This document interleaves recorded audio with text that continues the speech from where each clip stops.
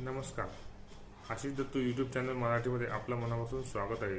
तुम्ही जर क्रिकेट प्रेमी असाल तर तुमच्यासाठी अत्यंत महत्त्वाची बातमी घेऊन मी आजचा व्हिडिओ बनत आहे. चॅनलला जर पहिल्यांदाच आला असाल तर चॅनल लाईक करा, सबस्क्राईब करा आणि व्हिडिओ जास्त क्रीडाप्रेमींपर्यंत शेअर करा.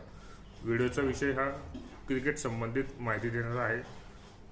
महिला एकदिवसीय विश्वचषक 2025साठी 4 संघ पात्र झालेले आहेत. ते 4 संघ कोणते कोणते आहेत ते आपण जाणून घेऊयात. पहिला संघ भारत, दुसरा संघ इंग्लंड, तिसरा संघ ऑस्ट्रेलिया आणि चौथा संघ दक्षिण आफ्रिका. हे विश्वचषक अंतिम 4 संघ पात्र ठरलेले आहेत. आणि पहिला सामना 29 ऑक्टोबर 2025 हा गुवाहाटी येथे होणार आहे.